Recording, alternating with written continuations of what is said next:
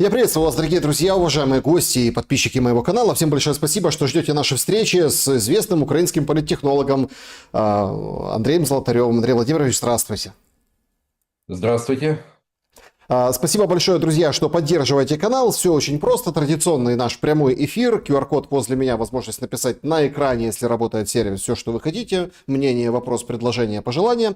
Ну и, собственно, как вы думаете, к чему все идет? Вот никого не дожидаясь, так в конце нашего эфира ответы на ваши вопросы принимаются из клуба зрителей в Телеграм, закрытый клуб зрителей, где такая экологичная атмосфера, все обсуждают экспертов, друг друга, новости. В общем, переходите туда, интересуйтесь. Ну и, конечно же, из сообщества YouTube. Там люди уже задают вопросы, и мы их обязательно осветим. Чат трансляции подключим в конце, но с самого начала, чтобы он, как говорится, не дремал. Ну вот, опрос нашего эфира. И, наверное, знаете, этот опрос такой, ну вот волнует всех сейчас. Вот по-настоящему волнует. Вот это все, эта вся мишура, сейчас поговорим, там звонки Трамп, Зеленский, Трамп, Путин, Макрон там даже втесался, представляете, днем ранее. Эти все вот эти вещи по факту. Сколько нужно бомбежек Киева, подобных этой ночью, чтобы Зеленский пошел на уступки? Вот такой опрос нашего сегодняшнего эфира. Ну и вопрос. Ну, как бы варианты ответов к этому вопросу. 2-3 раза еще. 2-3 года еще. И этой одной вот прошлой ночью уже хватает с головой. И еще один вариант: не уступит. Скорее столица переедет. Ну, там во Львов или еще куда-нибудь. В общем, настолько, как бы, да, вот, упертый Зеленский. В общем, голосуйте, друзья. Очень интересно, что вы выберете, а вы что бы выбрали, особенно после прошлой адской ночи. Ну, для меня такие удары не являются сюрпризом. Я и месяц назад говорил о том, что дальше будет жарко, и такие комбинированные массированные удары, они будут только нарастать уже. Ну, меня тут в пессимизме многие обвиняют. Ну, знаете, ну, пессимист – это хорошо информированный реалист.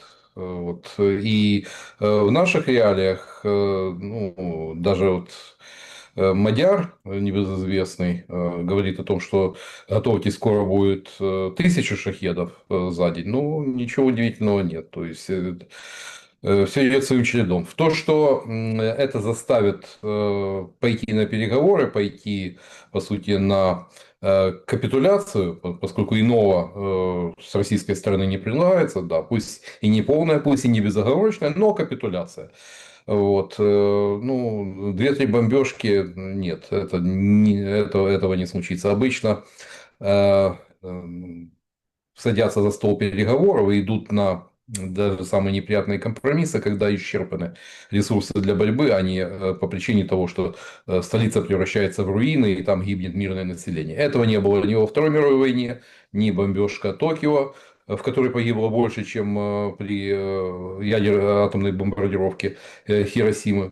Ни разрушенные в хлам германские города не заставили капитулировать. Да и не столь уж давнем прошлом ковровые бомбардировки Вьетнама, они вели только к ожесточению сопротивления. И да, ну, покойный Маккейн уже не расскажет, как встречали американских пилотов вьетнамские крестьяне. Ну, обычно забивали мотыгами там, где попадется под руку. Вот. Поэтому, скорее, все-таки последний вариант – это ну, ближе к нашим реалиям.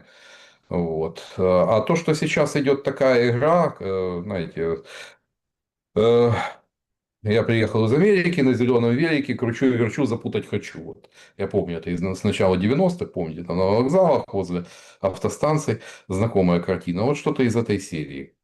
Поскольку прекращение поставок боеприпасов, вооружения в Украине для многих стало сюрпризом, неожиданным сюрпризом, в том числе даже для многих представителей американского военно-промышленного комплекса. Обычно их предупреждают, а тут, как бы, когда Элбридж Колби дал распоряжение, и даже пришлось разворачивать борты, уже, которые были на подлете к Польше, ну, это многих, да, действительно шокировало. Ну, сегодня выходит Трамп и говорит, Путин разочаровывает, поставки продолжатся. Но этому, опять же, у Трампа 7 пятниц на неделю. В этом мы уже неоднократно убедились. Но пока надо опираться не на то, что говорит Трамп, а на то, что мы имеем в сухом остатке. А это значит минус недополученные 80 ракет для Патриота, там 25 комплексов Стингер. Вот, порядка 9 тысяч дефицитных боеприпасов для 155 миллиметров тяжелой артиллерии. Вот, и там по мелочи, по-моему, АИМ-120, вот эти ракеты для воздух-воздух для F-16. Ну, знаете, разве что снаряды можно отнести к такому наступательному вооружению, но ракеты для Патриота это сугубо оборонительные. Но даже этого нет. И не помог визит Ермака в Соединенные Штаты в надежде оформить пакет уже под заключенную ресурсную сделку. Это совсем уж в неприглядном свете выставляет нынешнее политическое руководство, которое как в ломбард заложило страну, но при этом получило комбинацию из 3 пальцев от американских партнеров. Вот. Это не первый раз в истории, но, к сожалению, для нас нет такого примера, когда, почему, вот на чем здесь ждется мой пессимизм, когда Америка прикрывала лавку, прекращала поддержку партнеров, и они умудрялись в этой ситуации пропетлять.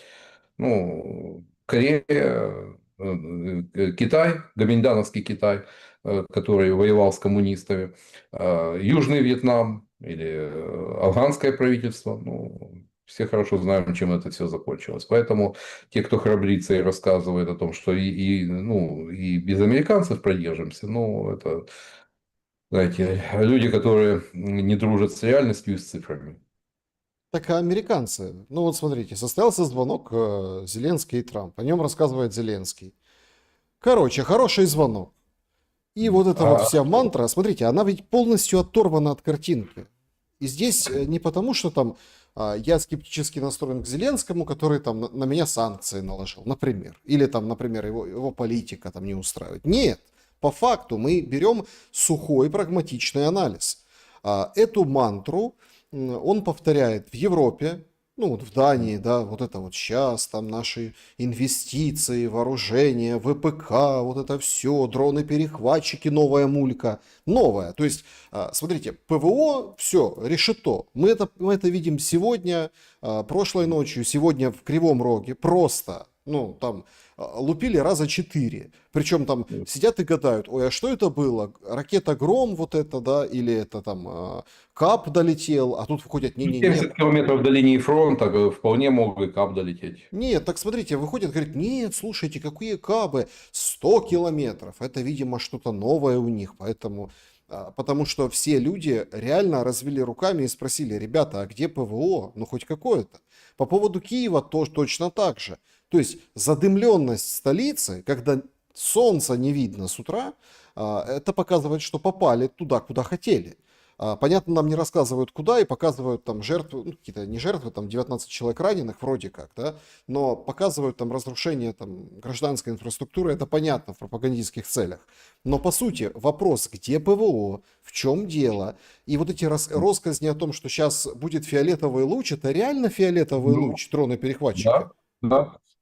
Это из этой серии. Звезда смерти, фиолетовый луч и так далее. То есть параллельная реальность. С Владимиром Александровичем происходит, к несчастью, еще и во время войны, то, что с многими нашими президентами, когда президент попадает в окружение, а дальше окружение ему надувает уши и формирует виртуальную реальность, которая не имеет ничего общего с реальной действительностью. Ну вот в подобной параллельной реальности, прекрасно помню, пребывал и Виктор Андреевич Ющенко, который истово верил в свою счастливую звезду, что ему надо идти на выборы, что его народ меня любит, ну, и так далее. В результате получил такой антирекорд для действующего президента в виде там, 5%. Это куром насмех. Вот. То же самое и с Владимиром Александровичем происходит. Собственно, утрата связи с действительностью. Вот. Вопрос в другом, в том, что, к сожалению, вот с теми же шахедами, 3 года летят шахеды, но за это время можно было как-то раздуплиться, но в страну называют же суммы денег, там зашло 70 Евросоюз 70 миллиардов, 45 миллиардов Соединенные Штаты Америки, пусть не все это живыми деньгами, но деньги давались. Но мы ж хвастались, у нас же всегда на День незалежности у нас и ракеты взлетающие, и мрию показывали традиционно. Правда, это советские инженеры еще делали. Ну, и когда Советский Союз, всеми уже оплеванный и проклятый. Но, тем не менее, тогда это делалось, но не сейчас. А сейчас оказывается, что за 3 года мы ничего не сумели сделать. Ну, хотя бы купить те же, ну, говорил уже Зеленский с молодой силой про покупку супер Тукана, вот эти трубовинтовые бразильские штурмовики. Ну, вот шахеды сейчас поднимаются на 4-5 километров. Там их не могут достать маневренные огневые группы. Из Браунинга там, ну, километр-полтора больше не дострелят. Ракеты тратить это из пушки по воробьям, это, ну, тоже не самое разумное решение. А вот для супертукана, который может подниматься там до 10,5 тысяч метров, это вполне досягаемая цель. И не рисковать теми драгоценными для ВВС ВСУ F-16. Потому что будем терять еще и еще. То есть, если F-16 будет гоняться за дронами и, как говорится, прочими мелкими целями. Не для этого он предназначен. Поэтому это лишь то, что происходит сейчас в ПВО, это маркеры общей неэффективности системы. Ее коррумпированности, неэффективности и очковтирательства, ну, собственно, за которое приходится, к сожалению, расплачиваться разрушениями и гибелью людей. Ну и санкций нет, на которые рассчитывает Зеленский. Ну, а Оружия нет, на которое рассчитывает Зеленский. ну, вот это происходит, когда человек погружает себя в параллельную реальность. Вот такой украиноцентризм, что все вращается вокруг Украины, и мы в центре всего мироздания. Но рано или поздно на голову выливается ушат холодной воды, а оказывается, что все обстоит совершенно иначе. Оказывается, что там мэры немецких городов, как там один из городов, где находится один из российских нефтеперерабатывающих заводов, ну, топит, потому что он, когда же, ну, оказывается, каждый четвертый житель этого городка работал на этом предприятии и кормился с ним. Вот, поэтому для наших европейских друзей, давайте посмотрим правде в глаза, всегда были важнее не декларируемые на каждом углу по поводу и без повода ценности, а гораздо важнее были цены. Если мы посмотрим, сколько наши европейские партнеры, на какую сумму они купили российских энергоносителей и какую сумму они выделили на помощь Украине, ну, вы увидите разницу. И она вас, ну, многих э, тех, кто сегодня выступает с таких позиций евроатлантических и евроинтеграционных, она много разочарует. Там все-таки правит бал прагматизм и холодный расчет, который ничего общего с рассуждениями о цивилизационном выборе, о ценностях свободного мира ничего общего не имеет. Но тем не менее обмены продолжаются. Сегодня очередной был. И всего там прикинули, посчитали, что из 1000 раненых пленных, да, 600 передали. Соответственно, договоренности Стамбула исполняются. Но Ну, хоть никто, это, никто ну, не там может, еще никто не может, собственно, смотрите, тут же как было заявлено, а надо слушать, ну, как бы то, что говорит там и Путин, да, и вот стороны, что если вот закончатся вот эти обмены, ну, уже больше половины, экватор перешли, получается, то тогда будет какая-то встреча. А смысл этой встречи Трампа, Зеленского и Путина? ну, смысл пока, судя по разговору Трампа с Путиным, смысл остается неизменным. Зеленский должен принять те условия, которые выдвигает российская сторона. Об этих условиях мы не раз говорили. Ни на йоту в сторону компромисса они не сдвинулись. Вот, и можно сколько угодно говорить о том, что мы хотим справедливого мира, но Украины в международно признанных границах. Но реальность такова, что по сути и Трамп нас толкает на похабный мир. Будем называть вещи своими именами. То есть демонстрируя то, что в Соединенных Штатах ничего вечного нет. То есть меняется конъюнктура, как говорится, сменилась концепция в отношении Украины, и ну, мы жестко, жестко сталкиваемся с изменившейся реальностью. Ну, то есть Трамп смотрит, как происходит событие.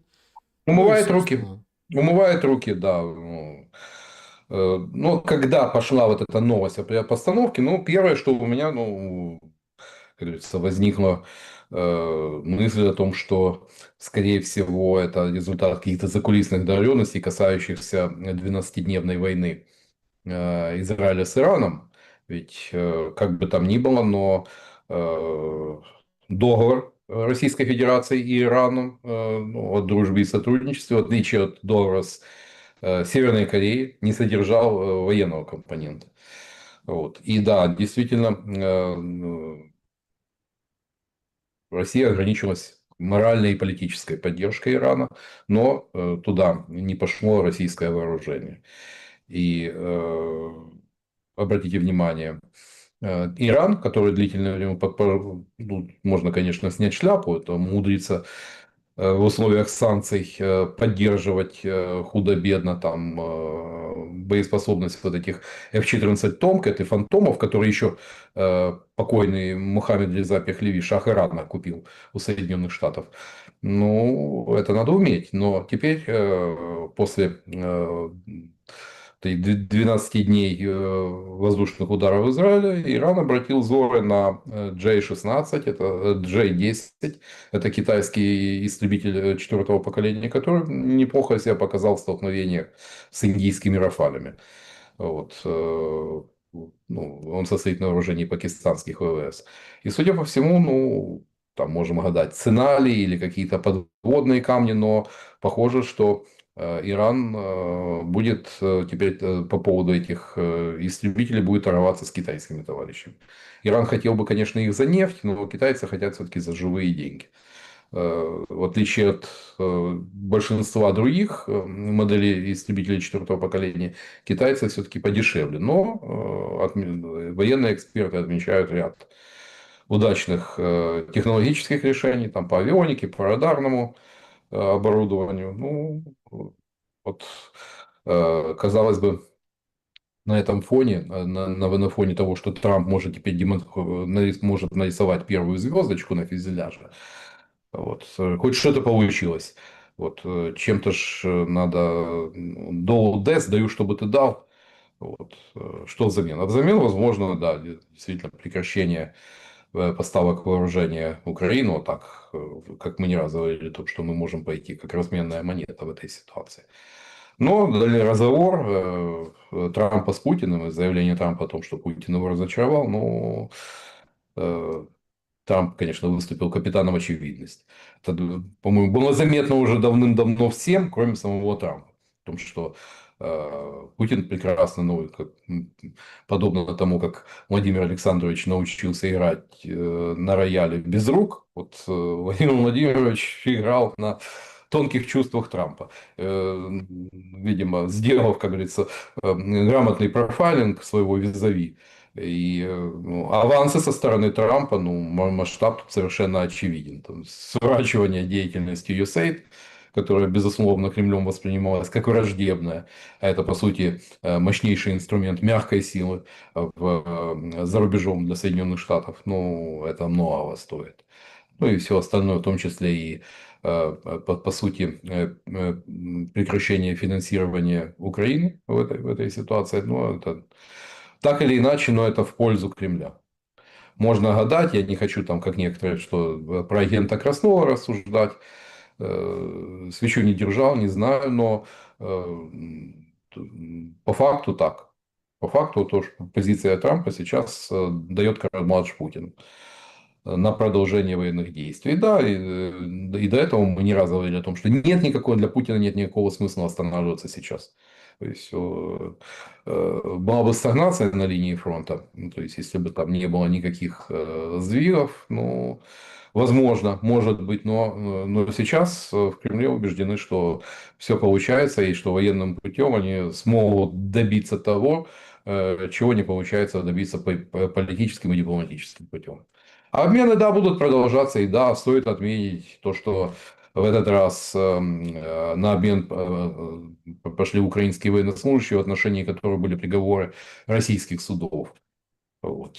Что дает, конечно, надежду, ну, поскольку у многих было очень серьезное опасение относительно тех, кто попал в плен в Курской области, поскольку так с непонятным статусом, который позволяет их трактовать не как комбатантов, а как там, то ли террористов, то ли вооруженная какая-то группировка, и, соответственно, отвешивать конские сроки. Ну, судя по всему, этой проблемой будет заниматься уже следующая власть, и очевидно, то есть тут пойдут гибридным путем, путем какой-то политической договоренности, ну, будет идти торг, но, во всяком случае, этот обмен дает надежду, что этих людей не бросят. Тут есть очень важный момент по поводу движения Стамбула, которое нам продемонстрировали. До этого закрывали число, сейчас называют число, что больше половины вот этих по числу людей, в общем, обмены прошли, что, ну, понятное дело, да, там, по поводу следующего Стамбула никто не называет никакой конкретики. Россия говорит, не, мы в принципе готовы, да, но как бы говорить пока не о чем. Зеленский бьет на вот эту встречу лидеров, но по сути, это же условие прекращения огня, одно из. Сегодня Лавров выходил и говорил, что, ну, вот это вот, что вот условия, в общем, Россия добивается своих условий, плюс угнетение русскоязычных и так далее. Это как бы второе условие.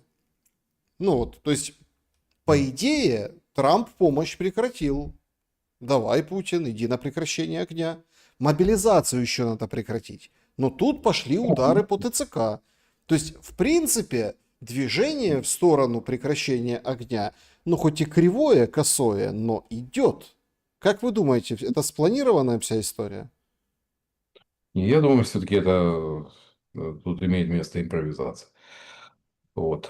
Поскольку если есть желание, если есть политическая воля, ну, это одно, а когда такого желания, такой политической воли нет, ну, всегда можно найти причину. Завтра потребуют отправить назад или уничтожить всю поставленную натовскую технику.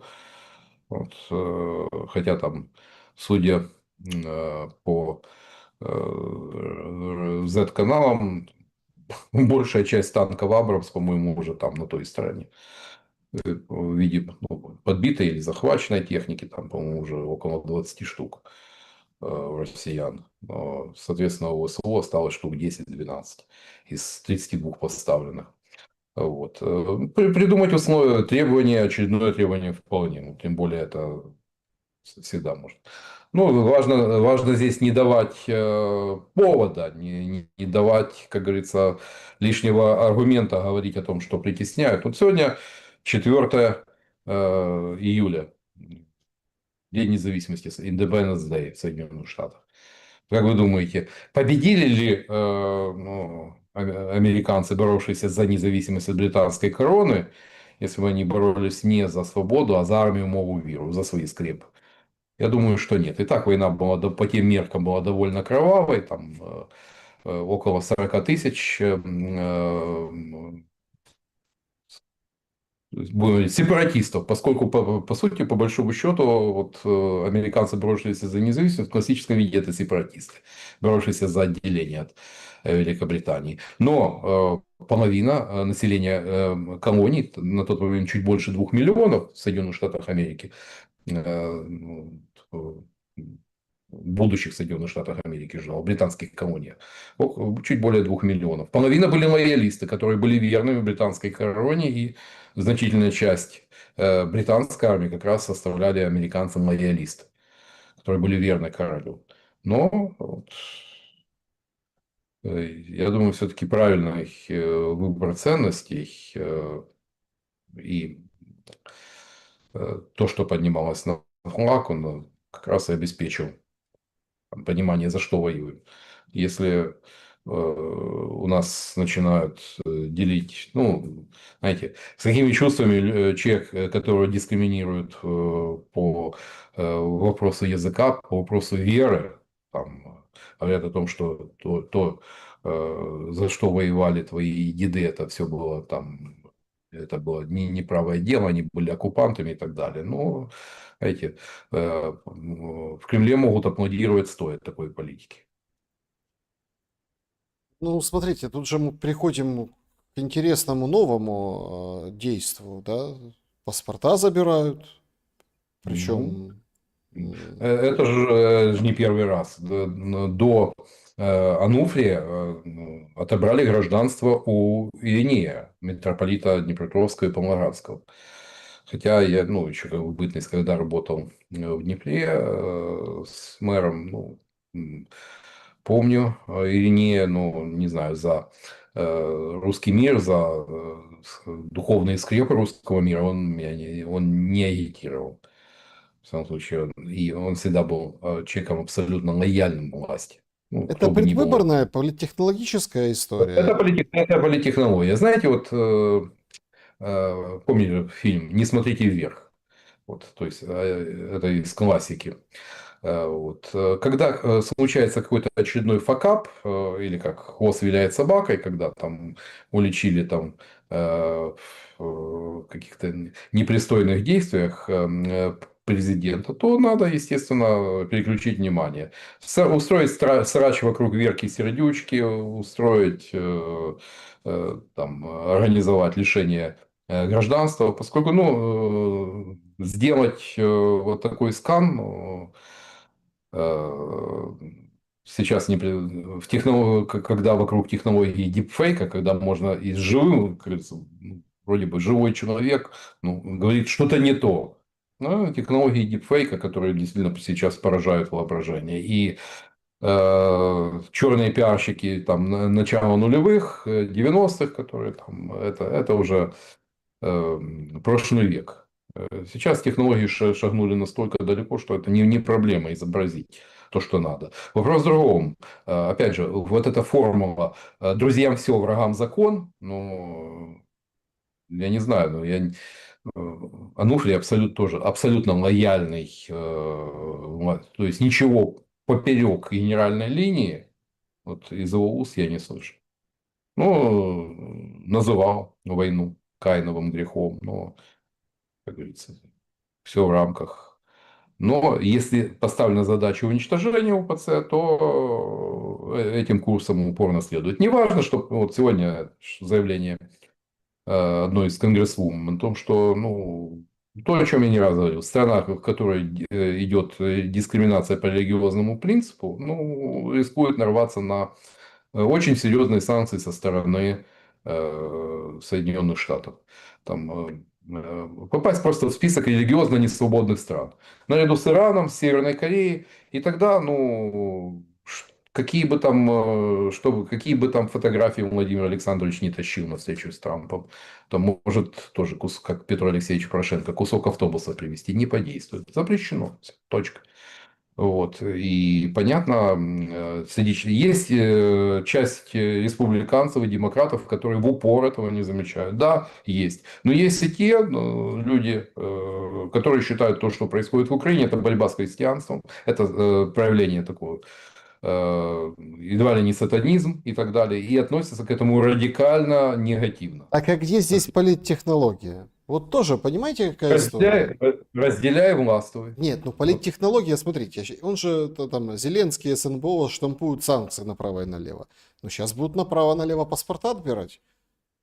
И это тоже вполне... Более того, ряд, судя по всему, ходят упорные слухи, что по ряду блогеров, ну, вот, допустим, ваш покорный слуга, тоже, поскольку не в ногу шагаю, то есть могу попасть под раздачу. Как в свое время попал под раздачу Дмитрий Корничук, в котором российские нарративы, выправдовывание российской агрессии нашли в фразе о том, что два деда поделили Украину. Но сегодня об этом пишут и похлеще там подофисные телеграм-каналы по поводу и Так это эксперты. народные депутаты вообще говорят. Костенко вышел, говорит, нас Да, Россия оккупировала с да, одной стороны, а Америка оккупировала с да, другой, забрала да, наши недра. да. Вот в том-то и дело, у нас же есть все украинцы равны, но есть те, которые равнее. Поэтому вполне может прилететь либо там по порошенковскому пулу, либо там по тем, кто просто критически относится к тому, что последние 3 года делает Владимир Александрович со товарищем, не исключаю. Но это как раз тоже политтехнология, зачистка поля. То есть поле должно быть зачищено, прежде чем его начнут засевать под новые выборы. Так а выборы эти, ну опять-таки, вообще же не просматривается, но все о них говорят. Ну, к Слушайте, ним готовятся. Не только Порошенко готовятся. ездит в Черновцы, собирает актив. Гончаренко ходит, красиво там его снимают. Причем мужики ж снимают, и ТЦК не боятся, представляете? Вот это там с отражателями, с этими, с аппаратурой, проходку снимает. А ему там кричат всякие скабрезности. Собственно, мы прям видим, как все прям суетятся, что вот сейчас. Стефанчук же вышел, сказал, что мы закон о выборах готовим, представляете? Ну, Стефанчук это последний, ну, на кого следовало бы ориентироваться в этой ситуации. Но если Стефанчук уже вышел, значит, такие готовятся. Такие готовятся, и вопрос только когда. Нет, Но вопрос давайте никогда. Давайте главный вопрос. Я вот этого не понял рассуждения. Вот мы объявляем выборы, поднимается российская авиация, но у всех должна быть да, возможность. Подождите, когда вы хотите проводить выборы? То есть, знаете, в девяностые был такой на выборах был технологический прием, когда надо было вбросить пачку бюллетеней, вот вываливают урны для подсчета. Вот мужичок, у которого там под свитером, свитер на резинке, там пачка бюллетеней, правильно заполненных, внезапно гаснет свет. То есть буквально там на секунд 10. Вот этого как раз хватает, чтобы оттянуть эту резиночку и с вываливаем, ну, то, что вывалил из урны, как раз туда попадает пачка с нужными бюллетенями. Понятно другое, то, что пропишет Стефанчук, у меня глубокое убеждение в том, что это будет направлено на молдавизацию и румынизацию будущих выборов в Украине. То есть молдавизацию, ну понятно, это электоральное чудо Майи Санду, которое там на 90% лидирует Стояногу, там причем ну, с нормальным отрывом. Обычно, вот если до 70% идет вот такой, оно уже идет как тренд, то есть кто-то лидирует, обычно это ничего уже радикально не меняется. А тут, как говорится, на последних 10% происходит такое чудо. Э, Начинают считать голоса из-за рубежа, и Санду вырывается вперед. Причем хорошо так, на процентов на 10. Ну, знаете, но все-таки я со своим опытом, я в такие чудеса не верю. Я верю в ловкость рук. И да, голосование за рубежом, когда в той же Франции едва ли не там в спортзалах открывали избирательные участки, а, соответственно, то, что те, кто молдаване, которые живут, граждане Молдовы, которые живут в Мордоре, естественно, нафиг с пляжа. Вот. И получается вот такая интересная картина. И я думаю, для нас, нас примерно тоже ждет такое же. Некоторые скептики говорят о том, что Зеленский разуверился в том, что украинцы, дескать, вот раньше под это миньет создавался, но ты же не проконтролируешь голосование за рубежом при всем желании. Вот. А тем более, если там речь пойдет уже о миллионах украинцев. И это может стать тем фактором, который, то есть, вы победили в стране, а мы победили на зарубежном избирательном округе и победили на выборах. Вот это одна сторона медали молдавизации выборов. Вторая – это румынизация. Это то есть, когда абсолютно несимпатичный мне Джорджеску, которого незадачливые политтехнологи либералов выпустили отспойлерить другого представителя Вообще его националистов. никто не знал. Вообще. Никто не знал. 2%. 2% был стартовый рейтинг. Ну, так отспойлерили, что, ну, да, хорошо проплатили ТикТок, Помните видимо. наших одесситов, которые снимали День выборов 2? Да. Ну, вот эти квартет И, которые там, о чем говорят мужчины и так далее. День выборов 2, это вот один в один. То есть вообще нужно было оттянуть голоса, они взяли, победили еще не в том округе, понимаете? То есть, ну, вот такой эффект произошел, потому что, Да, ну такое иногда случается, когда впереди всех, как говорится, хоть за чертом лысого, но не за этих. Когда хочется всем политикам показать факт. Это часто бывает. И вот в Румынии такое случилось. Ну, естественно, каких-то серьезных нарушений, то есть нарушений по процедуре выборов со стороны Джорджеску не было. Но его снесли по нарративной составляющей. Ну, тем более, когда есть там такой властный конгломерат, как социал-демократы и либералы. Социал-демократы контролируют Конституционный суд. Ну, вот вердиктом Конституционного суда с пляжа. Вот, поэтому, я думаю, нечто подобное ожидает и нас. В том, что этот закон будет объективным, справедливым, который будет обеспечивать действительно конкурентную свободную избирательную кампанию, я не верю от слова совсем. Естественное желание власти закохтиться, остаться в своих креслах, оно всегда, в конечном итоге, оно всегда побеждает. Другое дело то, что их намерения сталкиваются иногда с обстоятельствами, а обстоятельства оказываются, как правило, оказываются сильнее намерений. Может произойти так и в этот раз. Но пока, как говорил наш президент, спокойный уже экс-президент, маем это еще маем. да, смешно, конечно, Трамп поздравляет фотографии с изображением себя всех с Мгм. Днем независимости. Ну, Вот. шоумен. Ну, в принципе, это дело такое. Но понимаете, в чем дело? Вот этот весь момент, все-таки вот эти выборы я всегда пытаюсь прямо связать с фронтом. Вот прямо связать. То, что происходит сейчас, и никто об этом не говорит. Все как-то так вот, ну, вот как-то сторонятся так бочком-бочком от этой темы. Но смотрите, в Днепропетровской области уже бои, все подтверждено. Дальше Мгм. пошел какой-то серьезный движ в Харьковской области севернее, туда на северной границе. Речь идет о Меловом, которые подтвердили, что взяли. Это другая сторона Оскола, то есть правый берег Оскола.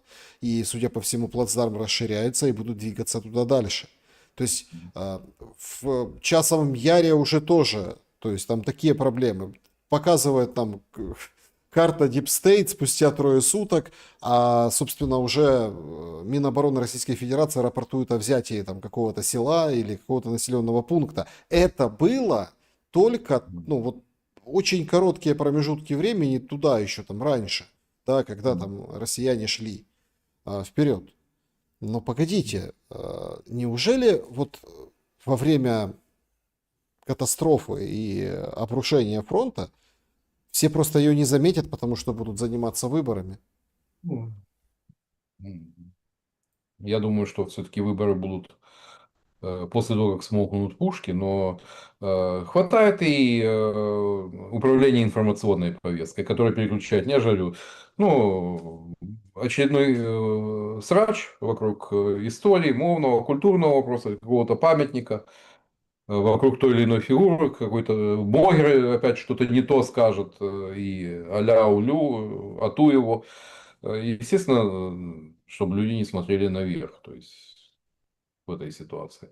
И не смотрели на карты Deep State, там, чтобы сопоставить там, с недельной давностью, чтобы увидеть, не увидели, что динамика угрожающая. Э, Там, особенно юго-запад Донецкой области, э, там могут вырасти очень большие проблемы. И реальная угроза того, что придется уже оборонять Павлоград. Но я так смотрю по там, собственно, российским целям, об этом тоже пишет, в том числе и западная пресса, и говорят, что, в принципе, и Одессу там присматриваются к ней, и Николаев, россияне. Но тут возникает вопрос, как это возможно. Это возможно, есть такая вероятность, будем ну, здраво оценивать, в случае вот просто хаоса, потери управляемости Обвала войсками, фронта. и вот все, рухнуло, и тогда действительно Да. заходи куда Ну, хочешь, тогда бери да. чего хочешь. Да. Да, тогда можно пройти 200 километров. Так, в нынешних условиях, когда там на 15 километров по одну, по другую линию фронта, киллзона, когда любая техника моментально выжигается, это нереально пройти вот эти 200 километров. Но если фронт начнет сыпаться как шашечки домино, о чем тоже не раз говорил, риск того, что в один прекрасный день стоят, держатся, либо стабильно, а потом хоп, надлом, и все начинает сыпаться. Это не раз бывало в истории войн. Вот. И не дай бог, чтобы это случилось. Тогда, да, действительно, потеря Одессы это для Украины как государства фатально. Государство становится нефункциональным. Фатально. Ну, бьют крепко и по Одесса. Одессе, по порту. Ну, то, как бьют, указывает то, что Одесса, может быть, про нее не говорят, когда там выдвигают очередные условия, но имеют в виду. Э, Есть такое утверждение, что войну с Зеленским заканчивать никто не будет. Вы согласны с ним или нет? Ну вот, М. имеется в виду, пока при власти Зеленский, пока и война. Ну, тут скорее наоборот, да, вот то, как вы сформулировали, пока Владимир Александрович, ну, что он в Цугцванге. Э, Принести похабный мир, ну, так могут и порвать, не простят, предъявят счет, скажут там, дорогой, ты пошел, как говорится, решил воевать, когда можно было, ну, в принципе, получить даже лучшие условия, чем сейчас, но не теряя сотни тысяч человеческих жизней, не теряя города. Тоже Авдеевка, Бахмут, Северодонецк, Лисичанск, Рубежная, ну, на тот момент стояли целые. Да и Мариуполь э, еще не был окончательно захвачен. Но ты пошел и решил воевать и дальше, как говорится, на что рассчитывал. То есть вопрос, страна была абсолютно не готова к затяжной войне. То есть и э, счет предъявят. Да, можно, конечно, кто-нибудь придет, надует президенту уши про то, как вот посмотрите на Пашиняна, вот для армян Карабах был сакрален, там это священная земля, Степанакерт, там Шуша, но в итоге обернулась военным разгромом и э, потерей практически, закрытием Нагорно-Карабахской республики как такого квазигосударства. Военным путем Азербайджан решил. Но, казалось бы, в Армении, где длительные долгие годы у роли оставил так называемый Карабахский клан, это должно было бы, по идее, стать для Пашиняна приговором. Но ничего, живет и пока и здравствует, еще и там тоже воюет с армянской церковью, там даже пошли аресты священнослужителей. Вот, их видит в них заговорщиков, которые готовили мятеж и так далее, поскольку церковь критиковала Пашиняна за сдачу армянской земли туркам. Вот. И в этом случае пока признаков того, что Пашинян будет свергнут, пока я не вижу. Да, у него были те моменты, когда мощные протестные выступления, но удержался. Видимо, Владимир Александрович говорит, ну, в принципе, и тут пропетлять можно. А поскольку Зеленский считает себя фартовым парнем, вот, это что есть, то есть. Это те люди, которые знают.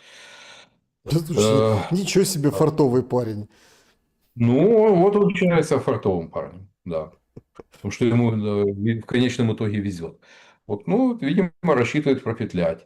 Но принять такие условия, ну, ломаного гроша не дам. За то, что он останется в кресле и, как говорится, его не догонит. А продолжение, ну, это такой выбор, чревато уничтожением государства. То есть, ну, а для Кремля, знаете, вот когда там говорят про цели, которые Россия будет достигать военным путем. Но уже газета «Правда» в сентябре 1939 года была все-таки откровение. Она прямо говорила о том, что под ударами доблестной германской и Красной армии пало уродливое детище Версальского договора Белопанская Польша. Ну вот, если бы Лавров заговорил о том, что уродливое детище Беловежского сговора Бандеровская Украина, там, ну, кажется, что преследуем цель уничтожения государства. Но это было, все-таки было бы более адекватно. Э, Андрей Владимирович, если мы, ну вот, попытаемся проанализировать дальнейшие шаги. Ну, как-то все паниковали, что оружие у нас условно до осени. Сегодня вроде как там всех попустило, да, в этом отношении. Всю неделю нам перебивали, забивали баки о том, что смотрите, сейчас Россия, у них там открывается второй фронт с Азербайджаном, сейчас вот это все, ну как, ну позадерживали там одного, второго, третьего десятого. нет, Ну и потому все. что там Алиев очень, в отличие от Владимира Александровича, он очень такой прагматичный, умеющий считать человек. И да, продемонстрировать, повысить собственную легитимность, показать в том, что мы не руководствуемся принципом, когда тебя ударили по щеке, подставь другую. То есть вот, продемонстрировать в том, что русские идут, когда только там там, как говорится, на корточках и с руками за спину, за голову, но это на внутреннюю аудиторию. Понятно другое, то, что Азербайджан кровно заинтересован в российском рынке. Ибо, допустим, для внутреннего потребления Азербайджан покупает российскую нефть Уралс, вот, а нефть собственной добычи у Азербайджана высококачественная легкая нефть. И она идет на экспорт. Плюс треть валютных поступлений Азербайджана это все-таки они приходят из России. Но кто в таких условиях будет идти на эскалацию? Ну, как и с самолетом, то есть пошумят. И другое дело то, что да, для Азербайджана, для России почти потерян. То есть там геополитически, ну, где-то вот 18-19 год, когда точка невозврата для Азербайджана была пройдена, и однозначная ориентация на Турцию, то есть со всеми вытекающими последствиями. До 18-19 года можно было говорить о том, что Кремль мог договориться с Алиевым. Но после 19-го Алиев свой выбор сделал. Э, Да, будет усиливаться влияние Турции, влияние Азербайджана на Кавказе, но это будет, естественно, как с миротворцами, которых попросили выйти вон, с российскими миротворцами. Ну, влияние России будет падать, но до вооруженного конфликта с Азербайджаном дело точно не дойдет. Да, кстати, сейчас по поводу Армении вы упоминали гонение на церковь армянскую. В Ереване проходит большое шествие, прям большое шествие в поддержку арестованного предпринимателя Самвела Карапетяна, обвиняемого в призывах к захвату власти в Армении. То есть там еще и политическая сюда ну, Да. приплетается история. Ну, А, враги Али- кругом враги. Ну, то есть у Пашиняна все не так просто, как кажется, хоть они, конечно, и хорохорятся, что вот мы. Я не говорю, что просто, но вот в данный момент ну, признаков того, что как говорится, под ним шатается кресло, не вижу. э, Может, это может быть то, что сейчас происходит, может быть, запустить этот процесс, но это не случится ни сегодня, ни завтра, ни через месяц. Какие-то странные телодвижения пошли по поводу. Ну, опять-таки, это все не видно на фоне вот этих больших тектонических там новостей, но, простите, это вот тоже очень тенденционно. Там подорвали замначальника Черноморского флота, подорвали бывшего руководителя городской администрации Луганска. Тот того Не, в ну курсе, э, того это, знаете, как говорят, в Одессе это две большие разницы. Вот. В одном случае речь идет о диверсии. Ну, российское законодательство будет трактовать это как террористический акт. В другом случае это комбатант, это боевые действия. Это ракетный удар по, центру принятия решений. Ну, просто понимаете, в чем дело? Мы будем видеть такого рода событий больше, наверное. Это признак Да. того, что война, ну, как бы меняется, ну, или, например, там заканчивается. Или все-таки события на фронте и воздушные удары это отдельно, а это Знаете, вот, совсем отдельно. да. Знаете, все 3 года продолжалась диверсионная деятельность и ГУР, и СБУ. То есть, этого никто не скрывал. Причем и в 22 году, помните, этот э, Зетвоенкор, которого взорвали в Питере. Татарский, да? Дарский, да. Э, Там дочь Дугина. Это все продолжается. Ну, то есть сказать, что это, как говорится, было признаком того, что что-то финализируется, но у меня язык не повернется. Другое дело, то, что это может еще растянуться на годы, поскольку ненавидящих Кацапов и москалей в Украине хватает. И, как говорится, это благодатная почва для продолжения. Ну, достаточно вспомнить о том, что вооруженное сопротивление советской власти в Галичине продолжалось до середины 50-х годов. А некоторые из бойцов УПА, ну, некоторых там в начале 60-х еще. Ну, так поэтому, собственно, видов на запад Украины никто и не имеет со стороны Российской Федерации. Хоть там Путин и Ну, говорит, что вся Украина наша, но, м. ну, как бы про Запад как-то так а, не шибко Ну, отзываются. то, что будут продолжаться ликвидации и взрывы, ну, на оккупированных территориях, я не знаю.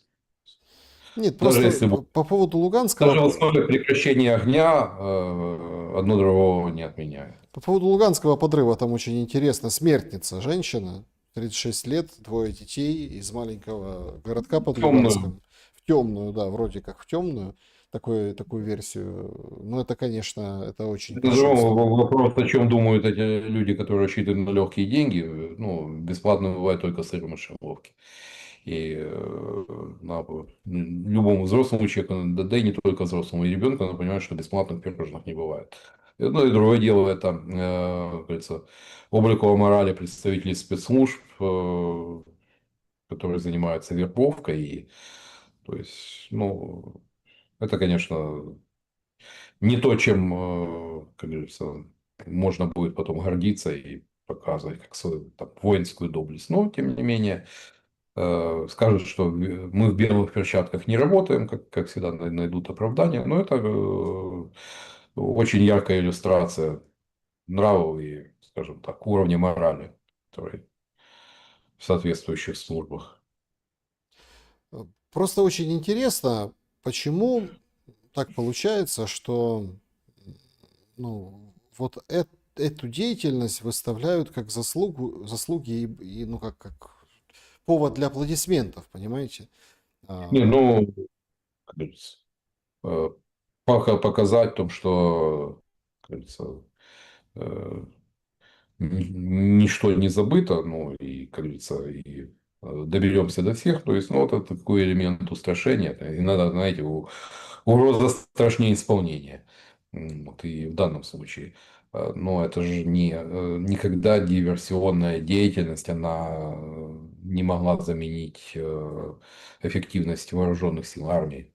То есть, и это такой паллиатив. удары Ну, по ТЦК продолжатся или нет? Или это я такая думаю, что была? да. Я думаю, что прилеты еще будут по ТЦК, тем более, что, как говорится, тут, знаете, у нас же это популярная тема там очередного корректировщика, там, которого ФСБ там наняло в телеграм-канале. Ну, координаты всем хорошо известны в большинстве, как говорится, городов, районы, городские, областные. Поэтому не исключаю того, что, судя по всему, это да, в числе возможных целей ударов, ракетно-дроновых ударов российской армии, то есть окажется и до помещения ТЦК. Ну, учитывая там, понятно, что принимая во внимание, как к ТЦК относятся украинцы, то есть это абсолютно такое негативное отношение. То есть, э, поэтому, судя по всему, будут бить и дальше. Но на По- мобилизацию это не повлияет никоим образом. Так а почему так радуются украинские соцсети? Или это все Ну, ИПСО, все гонка? наконец, ну вот и им досталось. То есть, знаете, вот, как говорится, к сожалению, вот э, такой момент, зловтішатися, есть хорошее украинское слово, если там, тем более, если у соседа сгорела хата, а тем более, если этот сосед плохой человек, ну, в данном случае ЦЦКшник, ну, я думаю, мало, найдется мало слов сочувствия. Ну, разве что Корчинский там выйдет с очередной промовой или там кто-нибудь из подофисных телеграм-каналов там э, рассуждает о том, что о важности работы ТЦК. Да, но, знаете, мобилизация – это вещь такая априори принудительная, но даже принудительные вещи можно делать, не унижая достоинство человека, то есть не макая его лицом в грязь, не ломая ему руки и ноги, как это бывает, там, не говорится, унижая его там, перед окружающими. Но это не про деятельность нашего ЦК. Приходят новости очень интересные от Reuters. Переговорщики из Евросоюза не смогли достичь прорыва в торговых переговорах с Трампом и теперь будут пытаться продлить статус-кво. Европейский Союз уже отказался от надежд на заключение сделки Мгм. всеобъемлющей. Там крайний срок просто 9 июля. Вот. Ну, в общем, и всем после 9, с 9 июля, да, разошлют новые пошлины Трампа, да, то есть вот эти, которые там в августе заработают. Ну, там, несмотря на все это, все прекрасно понимают, что договориться будет очень сложно. Но, тем не менее, 10 июля собирается опять коалиция желающих Мгм. ложечек и салфеток. Мгм. Ну, опять же, давайте смотреть не на то, что там будет говориться, что, говорятся, как правило, приятные вещи, делаются, как правило, несколько иные. Важно не то, что говорят, а то, что делают. А пока коалиция желающих, ну, желающих, но не могущих. То есть желать и мочь – это две разные вещи. Да, То есть, Макрон сегодня оправдывался по поводу звонка Путину, говорит, я звонил, Ближний Восток обсуждать, там ядерное вооружение и все такое, про Украину говорили вскользь, про Украину, в общем, ничего не было, потому что, ну, все, ну, позиция России непреклонна. помакронил с Путиным, ну, все понятно. Не, ну Макрон торопится, видно, что... Вот по Макрону, кстати, получается в последнее время отслеживать важное действие, да, то есть он первый позвонил Путину, потом после разговора Путина и Трампа позвонил опять Трампу, потом, собственно, а Зеленскому непонятно, кстати, звонил или не звонил. Ну, вроде как звонил, когда поговорил с Путиным. Ну, а или звонок это был, или что-то еще. В общем, как-то Зеленский в стороне оказался от этого внимания Макрона, что странно, поцелуй же щека еще помнят. Да, да. Но сейчас будет ближайшие месяцы, это будет месяц кулуарной закулисной политики. И м, то, что там будет происходить, будем понимать только по фрагментам информации. Но давайте посмотрим, вот, как скоро у Трампа изменится там позиция относительно. Ну, Вышел, сказал, что будем продолжать поставки. Ну, посмотрим. Э, Да, поживем, увидим, друзья. Давайте подведем итоги нашего сегодняшнего вопроса. Он звучит вот таким вот образом. Сколько нужно бомбежек Киева, подобных этой ночью, чтобы Зеленский пошел на уступки? 7% считают, что 2-3 раза еще 7% считают, что вот с прошлой ночью вполне достаточно для уступок, 16% считают, что 2-3 года, и 71% наших зрителей считают, что не уступит, столица переедет быстрее, чем, скажем так, Зеленский пойдет на уступки. Ничего себе, потужно. Потужно. Ну, упор это потужно. Знаете, вот это вот, ну, это и 100 лет назад было. Вот когда э, армия СВНР под командованием генерала Грекова, там, бывшего генерала Российской императорской армии, под Чертковым нанесла поражение полякам, тогда Петрушевич обратился к Петлюре за военной помощью. Помощь касалась, прежде всего, ну, не хватало оружия. То есть люди были, оружия не хватало. У Петлюры, у которого как раз была возможность помочь, не захотел. По данной простой причине, потому что, ну, зачем делиться лаврами с кем-то. Но в результате, ну, чем все закончилось, тем, что таки Петлюра отписал Галичину Пилсудскому, а ЗУНР в итоге потерпела военное поражение от поляков. Очень часто, когда какие-то внутренние моменты берут верх над здравым смыслом и прагматизмом, но это такое, к сожалению, в украинской истории случалось неоднократно. И в 17 веке, и в 20. Да, друзья, значит, переходим к вашим вопросам. Начнем, пожалуй, с сообщества YouTube. Предварительно вы оставляли вопросы. Поехали. Режим Блиц, чтобы как можно больше успеть. Добрый вечер. Что нужно сделать, чтобы жители Украины перестали раболепствовать и молиться на Израиль, Польшу, Францию и США? Появится у них когда-нибудь гордость за свое? Только не рассказывайте про флаг, герб, кричалки «Слава Украине». Нет, ну, знаете, на Израиль, по-моему, так, разве что в экспертном кругу. На США, да, на Европу, да. Но это, знаете, вот как сродни религиозной вере. То есть, веруешь ли ты в европейское будущее Украины? Да, верую. Там. А если нет, если ты сомневаешься в европейском, евроатлантическом будущем Украины, то ты еретик. Вот это вот сродни религиозной вере.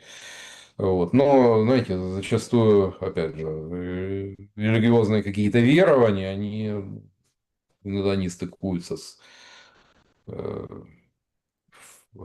фактической картиной. Вот точно так же, как да, у нас же не исчезла из Конституции статья про членство Украины, в том, что цель Украины это членство в НАТО, она не исчезла. Хотя из итогового коммюнике саммита НАТО пункт о будущем членстве Украины в НАТО исчез. И да, это теперь, пока Трамп президент, как Стуба президент Финляндии, это тема табу. Вот классический пример, когда желаемое дается за действительное. И, ну, естественно, когда у страны политическая и деловая элита, она является компрадорской по своей сути, то есть для нее они патриоты собственного кармана, а не страны. Неудивительно в том, что рано или поздно их берут за мягкое подбрюшье и ставят в стойло. И, соответственно, они проводят такую политику, когда любой, кто, скажем так, выражает скепсис, ну или говорит о том, что цитирует того же Киссинджера о том, что быть врагом Соединенных Штатов опасно, а быть другом Соединенных Штатов смертельно опасно. Но таких скептиков быстро очень канцелят. То есть они попадают в стоп-листы, они пропадают из информационного поля на тех, кто, вот, как бы оказался недосягаем, на них накладываются санкции. Значит, вопрос. Как теперь вытащить из плена солдат ВСУ, которых в России осудили по статье терроризм за вторжение в Курщину и держат в соответствующих условиях? Они, получается, даже после окончания войны будут полностью отбывать свой срок в застенках. Почему оппозиция не поднимает этот вопрос? Ну, позиция, у нас такая позиция, что, знаете, из-под плинтуса не разгонимся. А позиция у нас, посмотрите на остатки оппозиционной платформы. Ну, это вот картина маслом. Чего? Шикарная. Слушайте, я прям поразился. Юрий Бойко говорит, вот меморандум МВФ после войны поднимут тарифы. Не можем этого допустить. Да. Войны Ну, конца и края не напоминает, видно. знаете, мне Бойко напоминает, вот как на утренниках в детском саду, там зайчики, вот мальчики-зайчики, вот эти вот. Вот Юрий Бойко мне, ну, вот такого мальчика-зайчика напоминает. Я примерный мальчик. Что, кто поднимет? Другое дело то, что, возможно, следующая власть, чисто вот путем, знаете, есть правовой путь решения вопросов, то есть вариантов там я не вижу. А вот политика правовой, то есть, ну, говоря бытовым языком, договорняк, он может случиться, да, и вот таким вот путем действительно участь этих людей может быть облегчена. Мгм. Андрей, вы часто говорите про авансы со стороны Трампа и приводите в пример пресловутый USAID. Вы правда думаете, что его закрыли ради России, а не из-за внутренних разборок и других факторов? По факту Трамп, как и США, не хотят брать никакой ответственности, в очередной раз заварив кашу, хотят отделаться словами, а не подписями, гарантиями и конкретными договоренностями. Никаких авансов не находите? А аванс дали русские, когда кормились завтраками с минскими, уходили из Мариуполя и других мест в свое время, когда из-под Киева ушли, 8 лет смотрели, как строят бетонное укрепление в областях и не предпринимали никаких действий. Ну, укрепление это же все-таки это такое, это не нападение, это не подготовка нападения. Смотрите, но USAID, как бы там ни было, но ну да, можно рассуждение о том, что причины такой бюджетной экономии, сокращения госдолга, да, это может приниматься во внимание. То есть это совершенно очевидно, это на поверхности. Но, как бы там ни было, USAID очень активно работал и не только по России, но и по всем постсоветским странам. И та информация, которая была обнародована о тех суммах, которые тратил USAID, в том числе информационность, когда мы узнаем, что некоторые молодые люди со светлыми лицами там получали там сотни тысяч, миллионы долларов от американцев на всякие, так сказать, богоугодные дела, по сути, проведения нужной Соединенным Штатам информационной политики. Ну, это многого стоит. Недооценивайте Да, влияние мягкой силы. И для Советского Союза «Голос Америки», «Радио Свободная Европа», ну, были проблемы. Тратились немалые деньги на глушение этих передач, на контрпропагандистскую работу, то, что вещалось вражьими голосами, как да, говорили. Вот. Поэтому э, то, что было при Обаме, при Байдене, это один разговор, то, что при Обаме это другой, при Трампе это другой. Трамп Минские соглашения не педалировал. Вот. И ну, как бы о Минских соглашениях как о способе затянуть время говорила Меркель. Но Трампа возле Минских соглашений не было от слова совсем. Алексей, уже официально объявили о создании института неграждан. Как считаете, по каким критериям будут выбираться граждане? Надо говорить на мове, молиться в ПЦУ и ходить в вышиванке, а остальным придется уехать. Сколько тогда народа в стране останется и как Нет, будет ну, тоже. экономика действовать? Граждане будут жить в землянках и топить кизяком, ведь Стерненко и Притула про развитие экономики ничего не пишут. Не, ну Стерненко и Притула точно кизяком топить не будут. То есть, тем более, наверняка где-нибудь в Дубае, в теплых краях хатка уже куплена. Гнездышко. 40% человеческого капитала Украина уже потеряла. То есть это люди трудоспособного и активного возраста, а это головы, рабочие руки. А это, знаете, вот, и я думаю, что после прекращения войны три четверти украинцев, уехавших за рубеж, обратно не вернется. Не по причине того, что здесь как бы доходы меньше. По причине того, что здесь от власти можно ожидать чего угодно. Здесь понимаешь, что твои права никем и ничем не защищены, что здесь нет закона, есть касты. Если ты не принадлежишь к высшим слоям, ну, твоя участь может оказаться, в любой момент может оказаться незавидной. То есть, ну, можешь под машину попасть, твой бизнес могут забрать. Ты можешь просто оказаться в местах не столь отдаленных по сфабрикованному делу. Вот это заставляет людей искать и находить себя в других странах, а не то, что в Польше можно заработать 1000 евро, а в Украине там средняя зарплата около 500. Не это. И 40% от человеческого капитала мы уже потеряли. Будет продолжаться такая политика, ну, то, что Украина превратится в страну массовой эвакуации населения, ну, лес ходить далеко не надо. Так, переходим в чат трансляции. Шелест, привет с антрацита. Смотрю вас в Винде 11 25H2. Как понять это? Не знаю, как понять. Ну, смотрите уже хорошо, если есть как бы, да, Да. контакт, это уже просто прекрасно. Значит, спрашивает, когда Россия украдет Запорожье? М. Но близко уже тут. То есть, по сути, Запорожье, там несколько десятков километров, это уже 33-35, да. да, это по сути это уже дистанция для ствольной артиллерии. Вот. Но Запорожье большой промышленный центр, то есть когда-то там около миллиона было населения, и ну, помня, как все проходило вокруг Авдеевки, Бахмута, там, того же Северодонецка, Лисичанска, ну, я думаю, быстро это не решится. Охватить, да, вот, и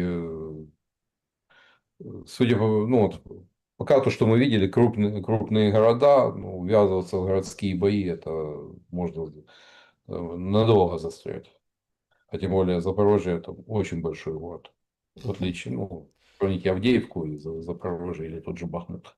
Да. Поэтому я думаю, что быстро там не будет. Но когда фронт приближается на такую дистанцию, лучше выезжать. Это касается Сум, Запорожья и там, в первую очередь. Вопрос Золотареву. Олег Стариков сказал, что ВСУ победили в войне с Россией, но Кремль перешел на второй семилетний цикл. Можете объяснить, когда мы успели победить Россию? Нет, Вася. ну,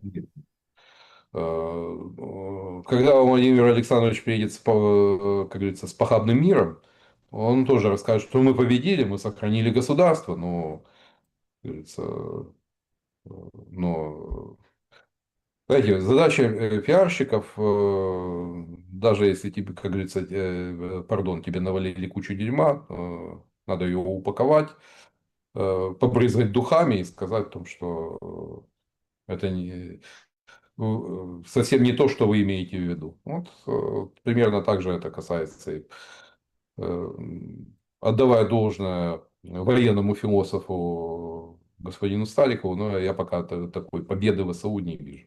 То, что продержались 3 года, ну, да, это большинство военных экспертов этого не прогнозировали, что есть, то есть. Но, с другой стороны, государство продемонстрировало фантастическую неэффективность, ну, имея все-таки поддержку Соединенных Штатов, большинства европейских стран, ну, там можно было, мне кажется, достичь большего, Мгм. нежели то, что имеем сейчас. Непонятный вопрос, ну, то ли с подтекстом, то ли просто. Антон задает.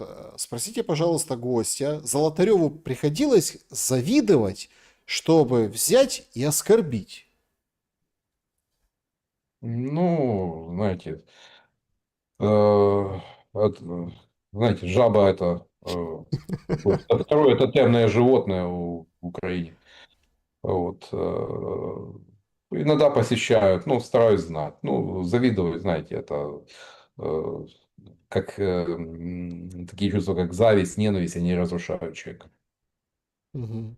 Сергей, зачем Зеленский настоятельно хочет встретиться с Путиным? Он все еще верит в свою магическую силу, прельщение. Что он содержательного может сказать Путину лично? Поплакаться в жилетку? Ну, знаете, видимо, Владимир Александрович полагается на свою счастливую звезду и свой актерский талант. Но я говорю, Вашингтон слезам не верит, ну а Москва тем более. Джонни Кей. Вопрос. Вы сказали, что диверсии СБУ будут продолжаться. Вы думаете, этого не будет со стороны России? Пример. Командиры после чеченских войск странным образом умирали по всему миру. Там, ну, обратите внимание, Вот временной промежуток, вот когда по последнего вот этого Хангашвили застрелил вот Красиков. Ну, на Лубянке умеют ждать. Мгм. Во всяком случае, пока таких э, диверсий, ну, такого, такого масштаба и по таким последняя ромка это было, по-моему, с Шаповалом, которого после вот этой крымской стычки, когда кто-то из детей кого-то из высоких офицеров ФСБ погиб в перестрелке с украинскими горовцами. Вот после этого случилось подрыв автомобиля полковника Шаповала там на улице Механизаторов в Киеве. Ну, больше таких громких. Ну, остальное, но это такие с одноразовыми диверсантами, которые вроде того, что там вот девушка, которая там по мотороллер, который она подарила бойцам ВСУ, заминировал. Ну, вот такого масштаба, но каких-то серьезных диверсий пока не наблюдали. Да, Игнасио, какое будущее у Украины может быть, если в вопросах лидируют всякие Будановы, Малюки, которые привели к этому? Ну вот отсюда и мой пессимизм относительно будущего. Лина Востроилова, если рядом поставить Зеленского и Януковича, кто более легитимен? Тот, кто втік, чи тот, хто не втік? Нет, обоє и обоє. Обоє. Да, друзья, всем большое спасибо за то, что смотрите. Спасибо большое за то, что ставите лайки. Андрей Владимирович, благодарю вас за ваше Да. время и ваши мысли. Да. Да, и подписывайтесь на канал, чтобы пока, во всяком случае, не дайте задушить костлявой руки канцелинга там всевозможным. Да, канал Андрея Золотарева, ссылка в Да, описании. Переносим мы наши встречи на пятницу, поэтому готовьтесь. Ровно через шаббат неделю. шалом, да. Шаббат шалом. Увидимся через неделю. Спасибо большое. До скорого.